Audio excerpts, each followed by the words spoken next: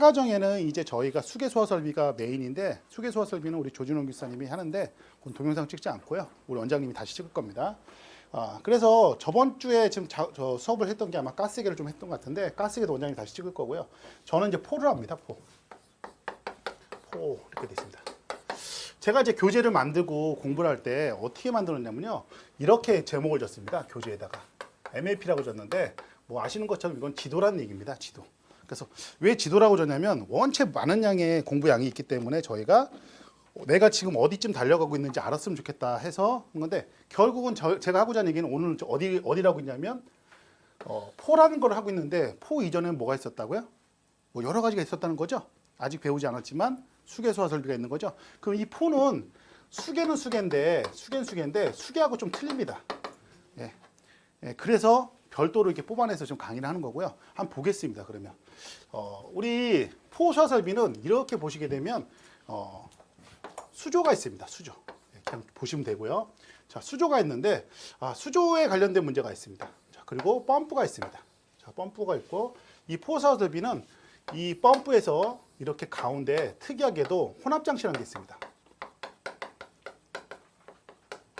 자, 이 혼합장치가 있다 보니까 어떤 문제가 생겼냐 했더니 이 혼합장치에 관련된 문제가 있는 거죠. 그래서 좀 설명드릴 거고요. 이 혼합장치하고 뭐를 약재를 이렇게 혼합합니다. 그래서 약재가 있습니다. 약재가 있고요.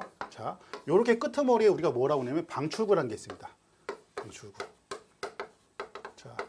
자, 수계소화 설비에서 방출구를 한번 보게 되면 SP에서는 헤드라고 부르죠. 헤드라고 부르고요. 자, 이게 물분무 소화 설비가 가게 되면 물분무도 마찬가지로 헤드라고 부릅니다. 자, 미세 물분무도 마찬가지죠. 미세 물분무 소화 설비도 헤드라고 불러요. 자, 헤드라고 부르는데 자, 얘는 헤드라고 부르지 않고 방출구라고 부릅니다. 우리가 방출구. 방출구라고 이렇게 부르고 있고요. 이 방출구 안에는 이제 종류가 여러 가지가 있습니다. 한번 볼게요. 자, 그래서 자, 방출구부터 보겠습니다. 자, 방출구에는 두 가지가 있는데 고팽창포가 있습니다. 예. 자, 그러니까 왜 고팽창을 했더니 자, 이 수계소화 설비를 지금 아직 안 배워서 제가 이렇게 설명드린 건데 물은 뭐를 팽창하고 하고 그런 게 없습니다, 지금. 예, 좀 빨리 좀 말씀드릴게요. 예, 그래서 물은 이게 뭐 팽창하고 그런 게 없어요. 근데 여기는 뭐가 있었다고 그랬죠? 약재가 있었다고 그랬죠? 그렇죠? 그 약재를 뭐 한다? 여기 물이 들어와요. 여기 물이 들어오고 여기 약재가 이렇게 들어가 보니까 물과 약재가 뭐 한다? 혼합하는 혼합장치가 있고 그거를 뭐 한다고요? 방출할 때 뻥튀기 합니다. 뻥튀기. 그래서 우리 거를 다 같이 방출배율. 예, 방출배율이라고 불러요. 그래서 방출배율이 어떻게 불러놨더니 이걸 보니까 이게 방출배율이 80에서 1000 사이를 우리가 고팽창포라고 부르는 겁니다. 자, 그럼 여기는 방출배율이 어떻게 될까요? 여기는 1에서 사실 20이라고 부릅니다. 그래서 우리는 여기는 뭐 한다? 20 이하. 그걸 저팽창포라고 부릅니다.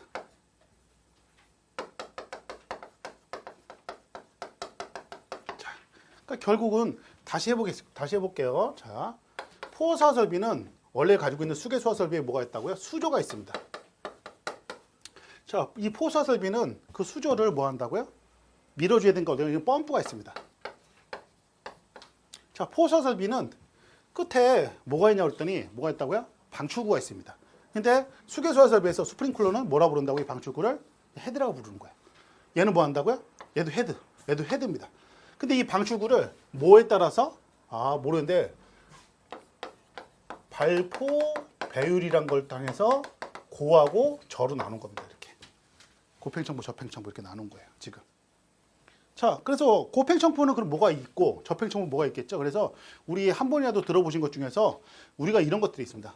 자, 여기에 자, 수계소화 설비에는 또 뭐가 있냐면 소화전이 있습니다. 자, 바로 소화전 쓸게요.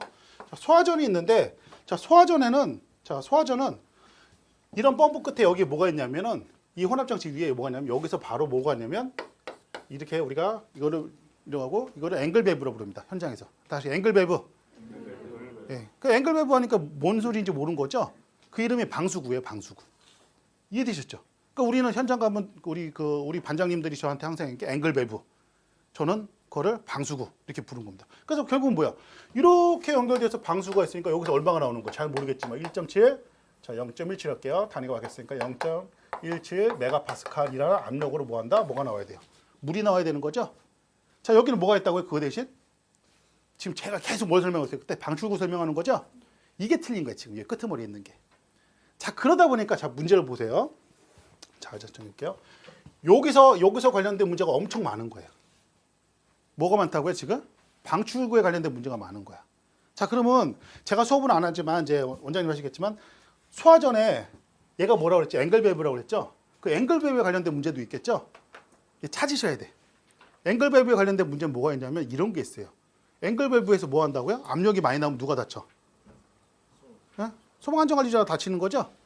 아니, 다친다니까요. 그래서 뭐 한다? 방수압을 제한합니다. 이해되십니까? 그 방수압을 어떻게 제한을 해? 0.7메가파스칼 제한하는 이유가 뭐라고요? 사람이 다치니까 제한하는 거야. 그런 문제가 있는 거예요. 그래서 거기다 뭘 낀다고요? 감압변, 나가시. 감압변. 그래서 감압변은 이렇게 돼 있어요. 문제가 이제 저랑 처음 보는데 감압변을 설치한 이유가 뭐냐? 그렇죠? 이유가 뭐냐 써야 되는 거예요. 그리고 뭐 한다? 감압변 설치 기준이 뭐냐? 이렇게 쓰면 되는 거예요. 자, 두 번째 거기에 관련된 문제가 뭐였냐면 첫 번째는 감압변 설치라고 그랬죠? 필요한 거, 필요하잖아요. 필요하니까. 필요하고 필요했을 때 필요한 이유하고 그때 기준이 뭐냐 이걸 쓰는 겁니다. 두 번째 감압변에 관련된 문제는 뭐가 있냐면 감압변을 계산 문제가 있어요. 계산 문제가. 그게 무슨 계산이냐면 소방관이 다치거나 사람이 다치고 뭐 한다? 반동력이 생긴대요. 그 반동력 R이라는 계산 문제가 있는데 그 반동력 R이 중요한 게 아니고 뭐 한다고요? 옥내 소화전 소화 설비의 방수구는 어떤 문제점을 가지고 있다고요? 압력이 높아지면 어떻게 된다? 누군가는 다친다. 그래서 뭘 쓴다? 다시 감압변. 감압변을 쓰고 감압변을 써야 될 때 그 이유가 뭐라고요? 반동력이라는 게 있는 겁니다.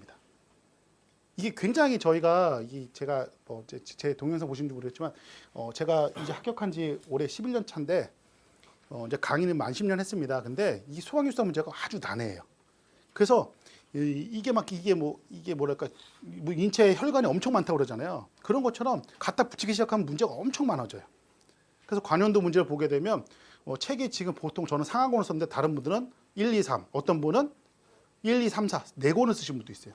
지금 보통 다 3권 이상 써요. 그렇게 되면 어떻게 되냐면 자전거를 타는데 자전거가 어떤 일정한 속도가 없으면 못 나가요. 무슨 얘기인지 아시겠죠? 공부도 똑같아요. 양이 너무 많아지면 어떻게 된다고요? 나아갈 수 없는 거야. 그래서 공부를 할 때는 양을 어떻게 한다? 차곡차곡 넣어야 되는데 제가 이런 얘기를 왜냐면 처음 하는 얘기인데 지금 처음 보신 분들 많다. 소화전에 방수구라는 거하고 똑같은 게 뭐 한다? 포에서 뭐가 있다고요? 예? 방출구가 있는 겁니다. 근데 이 방출구가 어떻게 나눈다고요?